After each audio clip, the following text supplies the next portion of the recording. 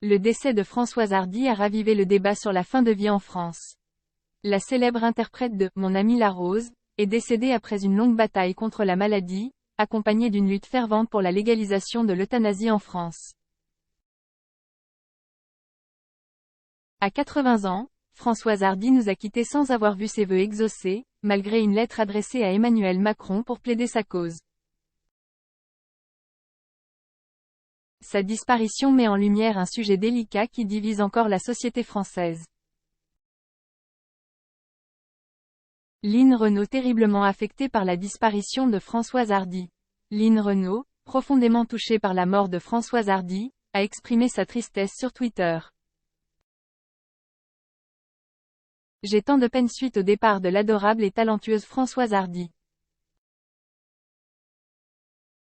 Je pense très fort à son fils Thomas qui était si près de sa maman, a-t-elle écrit. Line Renaud a également souligné que Françoise Hardy, malgré ses souffrances et ses demandes répétées, n'a pas eu accès à l'aide à mourir. Elle a appelé de tout cœur à l'adoption rapide d'une loi sur la fin de vie. 2 décennies de traitement qui ont usé le moral de Françoise Hardy. Line Renaud, originaire du Nord, a été particulièrement affectée par les épreuves que Françoise Hardy a traversées depuis 2004, année où un lymphome lui a été diagnostiqué. Ce fut le début d'une série de malheurs pour la chanteuse, incluant un cancer du pharynx qui a gravement endommagé sa gorge et sa voix. Les traitements qu'elle a endurés pendant ces 20 années ont non seulement épuisé son corps, mais ont aussi affecté son moral, provoquant des effets secondaires dévastateurs tels que la perte d'équilibre et des détresses respiratoires fréquentes. Elle a même perdu l'usage d'une oreille après une séance de radiothérapie. L'euthanasie, un sujet de préoccupation depuis ses 23 ans. L'euthanasie n'était pas un sujet nouveau pour Françoise Hardy. Elle y avait été confrontée dès l'âge de 23 ans, lorsque sa mère a été atteinte d'une maladie incurable. Françoise Hardy avait souvent exprimé son souhait de « partir bientôt et de façon rapide, sans de trop grosses épreuves, comme l'impossibilité de respirer ». Malheureusement, malgré ces appels, les gouvernements successifs n'ont pas priorisé ce sujet.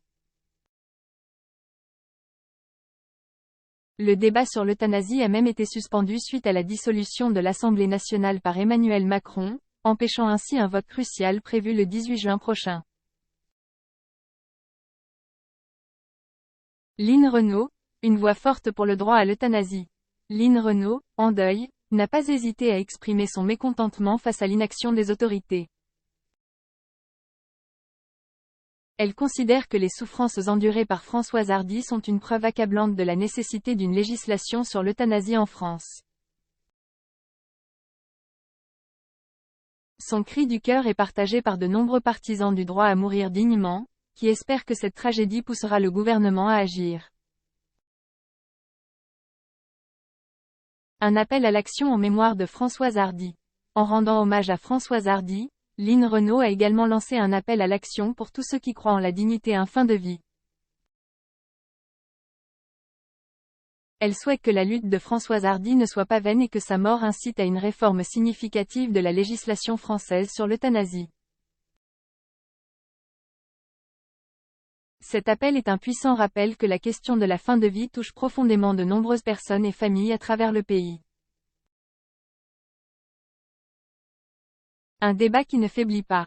Le décès de Françoise Hardy et l'indignation de Line Renaud ont remis le débat sur l'euthanasie au premier plan. Les témoignages et les réactions se multiplient, montrant une société divisée mais aussi de plus en plus sensibilisée à ce problème complexe. Les voix des partisans de l'euthanasie, renforcées par des personnalités influentes comme Line Renaud, pourraient bien finir par provoquer un changement législatif crucial.